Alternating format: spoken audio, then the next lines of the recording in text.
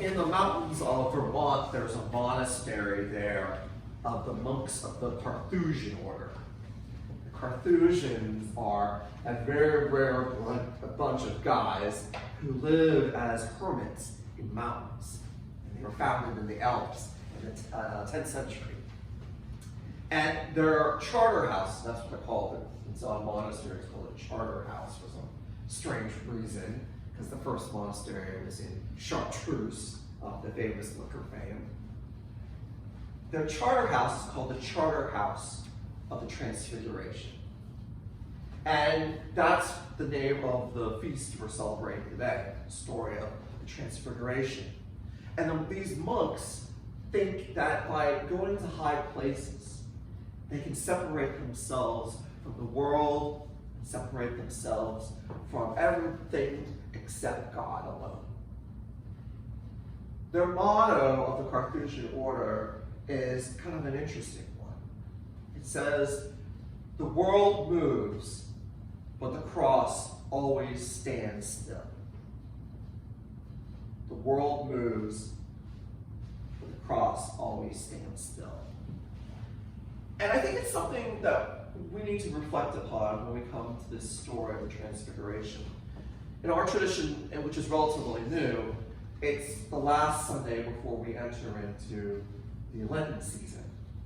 The story of Jesus taking his three closest disciples, Peter, James, and John, and they go up to the top of Mount Tabor. And Mount Tabor is an interesting place because it's a completely flat plain, and then it jaunts up this mountain. It's pretty steep, like a plateau. And around it, you might find interesting, are the hills of Megiddo, which are where the War of Armageddon is supposed to happen. So for all of you people who love that type of end of time stuff, this is where it's occurring. In this time, Jesus goes up there with Peter, James, and John. Something happens. We don't really know what. Some mystical event happens where Jesus is shown glowing, for lack of better words. But what's interesting in Matthew's gospel is after they see Moses and Elijah, the law and the prophets, those two individuals fade away. And Jesus says, "Do not be afraid. Do not be afraid." And this is where I want to go back to our Carthusian friends. Sometimes we become afraid of being in the presence of God. It's hard for us to be quiet. It's hard for us to listen. It's hard for us just to sit and be. Because that's not what we're trained to be. We always, need to check off a box. We need to get this accomplished. We need to do this, we need to do that. We need to advance our lives, advance our careers. But sometimes we don't want to just be. Be in the presence of God.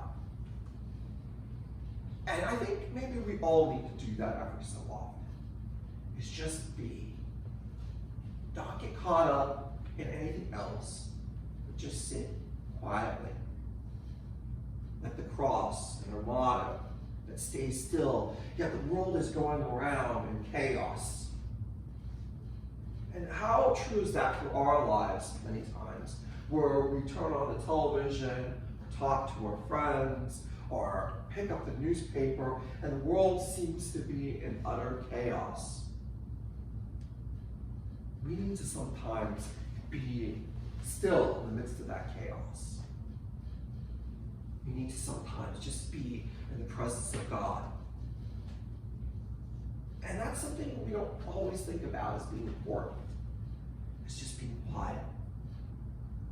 And I think while this is a great bookend to the Epiphany season that started off with the journey of the Magi, I think it's a great way of starting as we enter the Lenten season.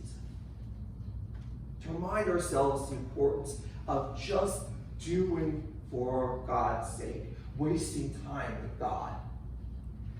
We don't hear that often. Many times people think that meditation or being silent or praying is just a form of narcissistic navel gazing. But sometimes that's the highest form of prayer we can do, is just be in God's presence. That could be 5 minutes, it could be a half hour. It doesn't matter, as long as you take time and intention to prepare yourself and place yourself in God's presence, quiet yourself so you can hear God speak. In the Eastern Church, they talk about a phrase called theosis. Theosis means to become God-like. And for some people that might seem a little creepy saying that, to become God-like, we're taking on some sort of deity's form. But if we listen to that opening prayer, grant to us, we beholding by faith the light in his countenance, we may be strengthened to bear our cross and be changed into his likeness from glory to glory. That we be changed, that we be transformed and transfigured. That's really the whole product, is that we become closer and drawn into God's presence. And so as we enter into the great 40 days starting on Wednesday, we shouldn't really be taking this as, some churches like to stock it full with programming and all this stuff. I really always think it's just do what you're supposed to be doing, but do it with more attention. Pray more, but you're always supposed to pray. Fast and be simple, but you're always supposed to be fasting and simple. Do acts of charity and love, but you're always supposed to be doing it, not just for 40 days. So really, this Feast of the Transfiguration that we commemorate today is about the hinge. We're leaving the revelation of Jesus, and we're moving into this 40-day period of Lent, of springtime. And that requires us to be quiet, to listen to God, to be transformed, to be changed, to be brought into God's glory.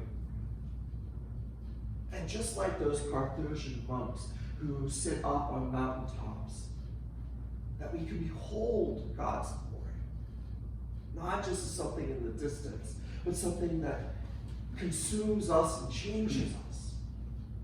And so as the cross stays firm, as we stay firm, the chaos of the world